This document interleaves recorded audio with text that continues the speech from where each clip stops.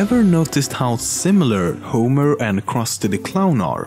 It's even more evident when Krusty is shown without makeup on, or in the episode Homer the Clown, where they look more or less identical. Well, this is not sheer coincidence. In fact, it's a defining part of Krusty's character and a key element for the relationship between Krusty, Homer and Bart. Because while Bart shows no respect for his father and is just a brat, thereof his name, he idolizes Krusty the Clown. It's meant to show that even though they both look the same and share an almost equal level of stupidity and pure silliness, he treats them differently. In fact, before the show began, they planned for Homer to actually be Krusty the Clown as a sort of secret identity.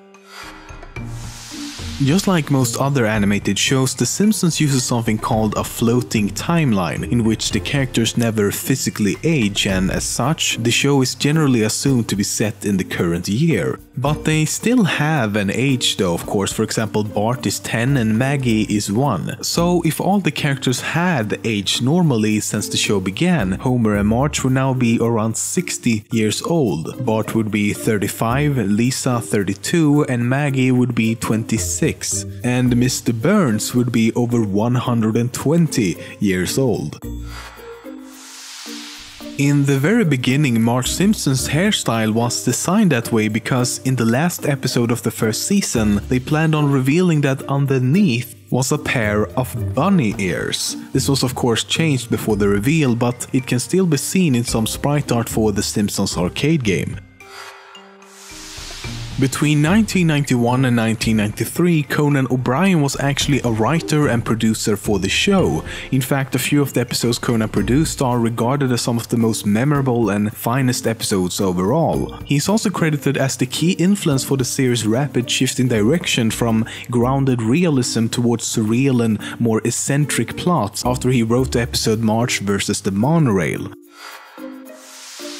Several of the characters in the show almost always go by their nicknames. Their full names are often revealed through Easter eggs and special episodes in the show. Some examples are Marjorie Jacqueline Simpson, Bartholomew Jojo Simpson, Abraham J. Jedediah Simpson II, Jeffrey Albertson, Eleanor Abernathy, Robert Underdunk Terwilliger Jr., Herschel Schmeichel Pinchas Jerusham Krustovsky, and Apu Nahasapimapetilan. What? No wonder everyone has a fucking nickname.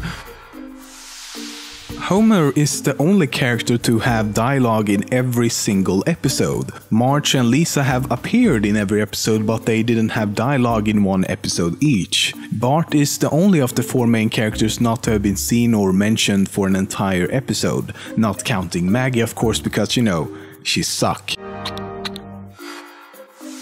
Mr. Burns' devoted assistant Smithers was originally going to be a black gay man with purple hair, which can actually be seen in the third episode from season 1.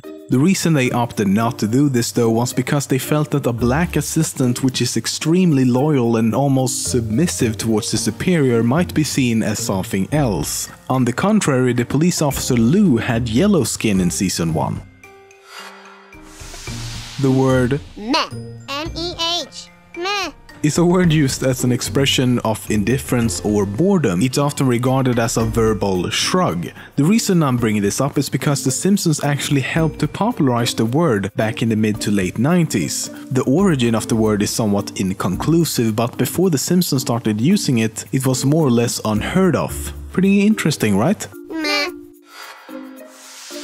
In the episode Treehouse of Horror 6, Homer is transported into a 3D world, and in one scene you'll find a string of hexadecimal numbers displayed behind him. When converted into ASCII, these numbers read Frink Rules, in reference to Professor Frink. Homer's hair and ear sometimes forms the initials M and G, which of course stands for Matt Groening. Form an M and a G. Up until season 20, the opening sequence display Maggie's worth to be $847.63. Matt has stated that this was the average monthly cost of raising a baby at the time, but ever since season 20 the groceries are first worth $243.26, with Maggie then doubling it.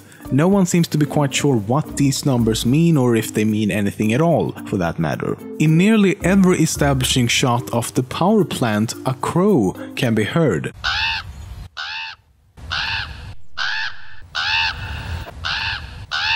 This was even marked in one episode when the power plant moves to India and instead of a crow, a cow can be heard. Ever since the show began in 1989, fans have speculated about exactly where the show takes place, because if we do a quick Google search, we'll find that there are a lot of towns and places named Springfield in the United States. Being the perfectionist I am, I went the extra mile and, or actually fuck your customary units, I went the extra kilometer and counted and marked each and every individual location I could find. In total, the US has 31 Springfields. And this is also the point. The show's creator Matt Groening has said that he intentionally chose the name Springfield because he knew it was one of the most common town and county names in the US. In other words, Springfield was never meant to have an exact location from the very beginning.